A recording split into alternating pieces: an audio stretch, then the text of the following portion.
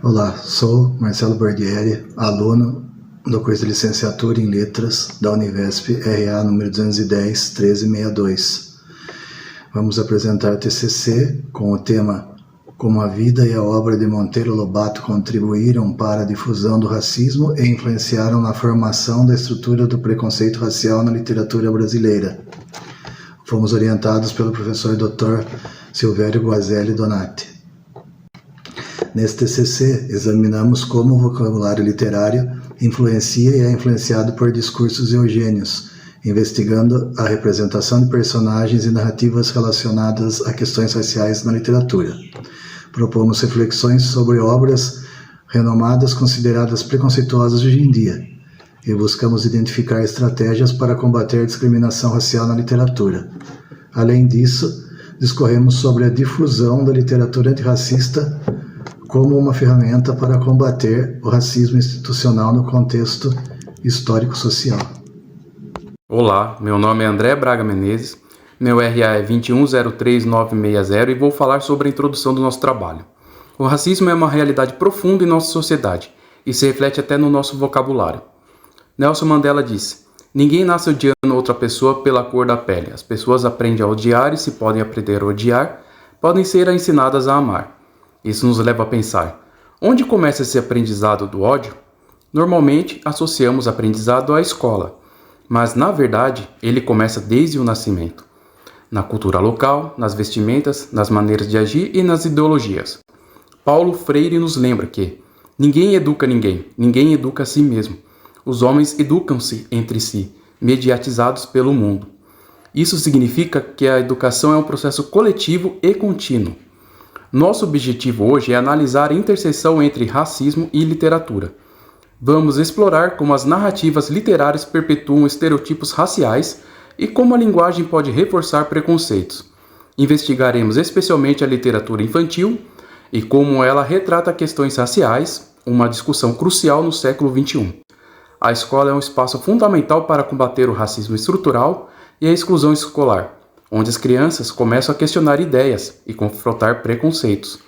Analisaremos trechos do autor Monteiro Lobato, identificando influências racistas e refletindo sobre como a história e a biografia do autor pode moldar atitudes racistas, muitas vezes de forma inconsciente. Assim, esperamos desenvolver um senso crítico para combater essas influências. Meu nome é Bruno Felipe da Silva Baraldi, meu RA é 2180293. Sou aluno do curso de licenciatura em Letras da Univesp, aqui do Polo de Sorocaba. Eu vou falar agora um pouco sobre os objetivos, a justificativa e delimitação do problema do nosso trabalho de conclusão de curso. Começando com os objetivos, o primeiro deles é investigar como a literatura retrata os personagens e as narrativas relacionadas a questões raciais, analisando a representação desses temas nas obras literárias. O segundo é examinar como o léxico e a gramática da língua portuguesa influenciam e são influenciados pelos discursos racistas, entendendo também as implicações sociais e culturais que isso tem na nossa linguagem.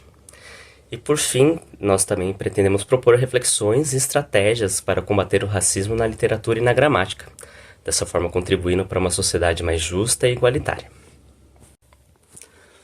Agora, falando um pouco sobre a justificativa e delimitação do problema, nós percebemos que muitos de nós crescemos ouvindo ou lendo histórias de Monteiro Lobato, cujas obras foram amplamente compradas pelos pais, principalmente nas décadas de 80, 90 e também ali nos inícios dos anos 2000, como forma de incentivo à leitura infantil. No entanto, ao comprar essas obras, poucos pais tinham ciência que estavam ajudando a propagar ideias racistas que estavam presentes nos textos de Monteiro Lobato. E essas ideias possivelmente influenciavam a formação de preconceitos raciais na mente das crianças. Considerando também todo o contexto histórico da produção de suas obras, as expressões usadas por Monteiro Lobato, elas eram tidas como normais no pensamento social brasileiro, principalmente ali na primeira metade do século XX. Nós pudemos observar também que em algumas obras infantis do autor, incluindo as histórias do Sítio do Pica-Pau Amarelo, Monteiro Lobato defendia as ideias racistas, utilizando expressões que reforçavam o racismo estrutural, discriminando assim negros e privilegiando as personagens brancos da sua história. Diante disso, decidimos analisar a literatura infantil, destacando por meio de pequenos trechos o papel do autor na perpetuação ou desconstrução de narrativas racistas. Olá, meu nome é Jaqueline Camelin, meu RE é 2108324 e eu vou falar sobre a metodologia do nosso trabalho, que se baseou na revisão bibliográfica de autores que tratam da temática do racismo e a análise se deu no escopo dos estudos literários. Através de aspectos apontados pela revisão bibliográfica, realizamos uma análise sistemática de trechos da obra de Monteiro Lobato, buscando em nossos estudos caracterizar elementos relevantes sobre os estereótipos raciais, as representações de personagens e narrativas, assim como as influências do léxico para a manutenção do racismo. Com alguns trechos selecionados, fizemos, portanto, uma análise dos textos em relação às narrativas, representação das personagens e uso da linguagem. Podemos, assim, identificar os padrões que ajudam na perpetuação de estereótipos raciais. Meu nome é Rogério Perseu Aires, RA 2105226. Estarei explanando a fundamentação teórica em sua primeira parte. Para Silvio de Almeida, o racismo é estrutural, derivado de uma sociedade que tem o mesmo como regra e não exceção. Lobato, considerando o meio socioeconômico em que estava inserido, era normal se referir a pessoas pretas com termos rudes. Prado afirma que, mesmo que nossa sociedade tenha sido mais branda com relação ao negro do que em outras colônias americanas, tal não impediu, contudo, que este fosse tratado com descaso. De acordo com Munanga, o racismo apresenta-se como uma ideologia que permite o domínio sobre um grupo, legitimada pela cultura dominante. Analisando livros didáticos, constata-se que personagens negros e mestiços são revestidos de atributos que reforçam as imagens negativas e longe do contexto familiar. Lobato, ao atribuir à sua personagem Tia Anastácia características como macaca e negra carnicenta, utiliza sua liberdade de criação para intensificar estereótipos. Todorov afirma que a literatura é pensamento e conhecimento do mundo psíquico e social que vivemos. A realidade que a leitura aspira a compreender é simplesmente a experiência humana. Ao dar forma a um objeto, um acontecimento ou um caráter, o escritor não faz a imposição de uma tese, mas incita o leitor a formá-la. Em vez de impor, ele propõe, deixando, portanto, seu leitor livre ao mesmo tempo em que incita a se tornar mais ativo. Certamente, Lobato desejava, através de sua obra, deixar a sua marca no mundo, mas deveria tê-la feito de forma respeitosa com os negros e caboclos. A falta de sensibilidade com o povo brasileiro, que é composto em sua maioria de pessoas miscigenadas, destitui a obra de Lobato de representatividade que deveria ter nacionalmente.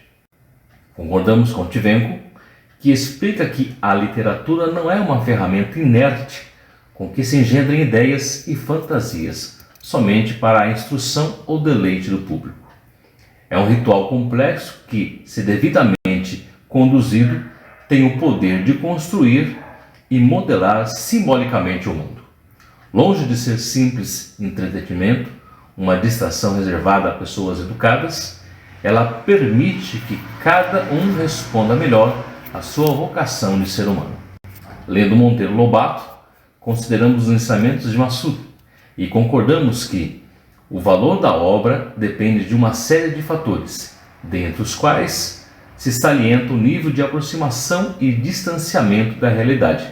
Daí que um romance seja tanto mais pobre quanto mais cópia da vida e tanto mais rico quanto mais a recria, não se espera de uma obra de ficção que se espelhe fielmente o mundo, mas que reorganize, nos ensine e nos faça ver de modo mais amplo e profundo o mundo onde estamos inseridos. A fundamentação teórica serviu para entendermos como o racismo estrutural se instalou e como refletiram sobre as obras de Monteiro Lobato. Meu nome é Marina Lombardi, RA 2102349, e eu vou falar sobre o movimento eugenista do autor. Em 1918, Monteiro Lobato já era um escritor consagrado no Brasil, quando ele teve contato com as filosofias de Gerardo Kerrer, que era o representante do movimento eugenista no país, que defendia uma sociedade forte e livre de doenças, baseadas em leis que proibissem o casamento interracial, além da criação do direito eugênico. A eugenia defendia que raças brancas, como europeias, norte-americanas, eram superiores e deveriam prevalecer sobre as outras.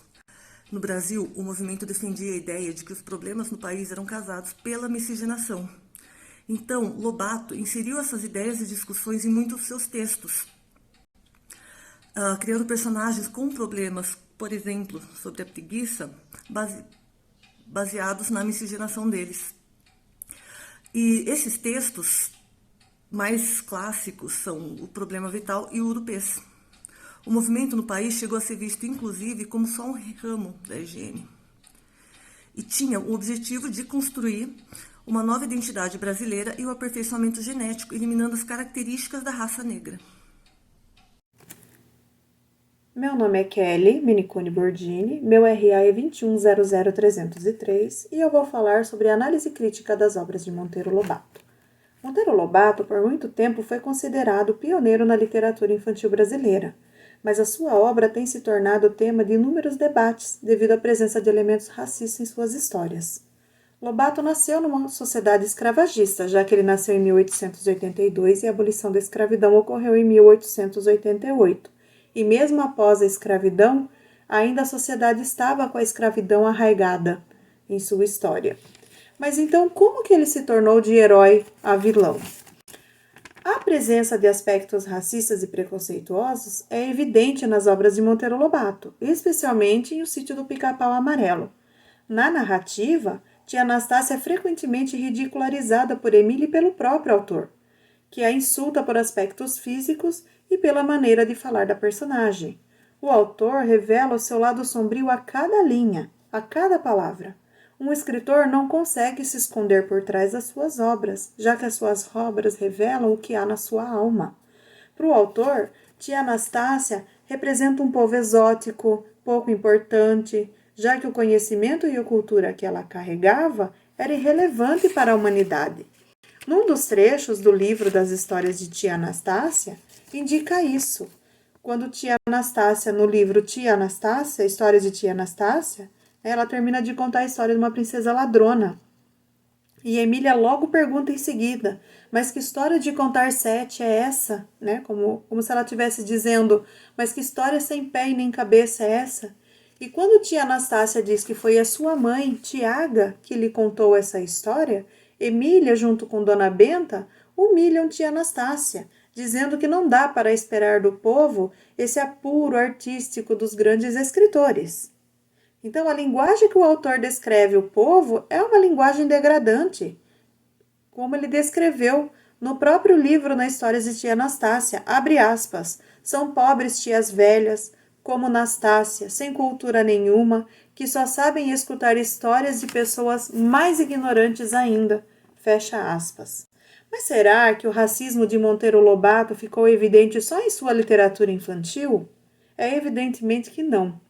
Numa matéria publicada no GL10 no ano de 2020, Monteiro Lobato tenta ganhar mercado nos Estados Unidos com o livro do Presidente Negro.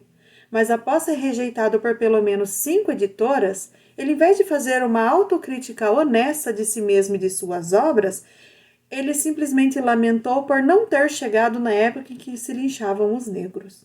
Então, quanto mais pesquisamos sobre o autor, mais percebemos o quanto ele quis pulverizar as suas ideias eugênicas como formador de opinião para espalhar o racismo no Brasil, desvalorizando as pessoas de cultura popular. Olá, meu nome é Juliana Angelicabe, meu RA é 2104290 Sou do Polo de Votorantim, do curso de Licenciatura em Letras, e faria as considerações finais desse trabalho de conclusão. O grupo reconhece que, apesar da imensa contribuição literária que o autor Monteiro Lobato teve em toda a sua vida, a gente não pode deixar de reconhecer que existem muitos trechos racistas em suas obras. A gente levantou nesse trabalho a questão, o questionamento se há a necessidade da inclusão dessas obras, principalmente no âmbito escolar, como literatura obrigatória para as crianças, uma vez que existem muitas falas racistas e não cabem hoje no contexto atual. A gente gostaria muito que esse trabalho de conclusão tivesse uma importância relevante em relação a isso, para que possa ajudar principalmente profissionais da educação, para que não avaliem criticamente essas obras e se há como fazer um letramento racial de uma forma mais ampla.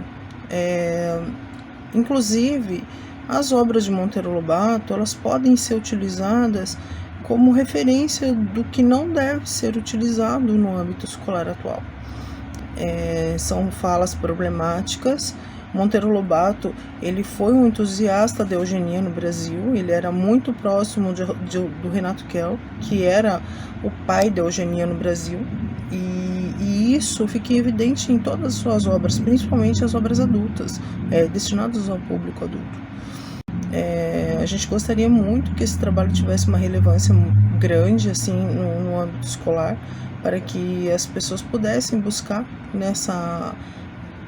nesse trabalho de conclusão informações sobre isso e levar em consideração se há necessidade ou não da inclusão das obras de Monteiro Lobato e outros autores que expressem nitidamente a sua posição em relação ao preconceito nas suas obras. E assim, encerramos a apresentação do nosso projeto. Muito obrigado!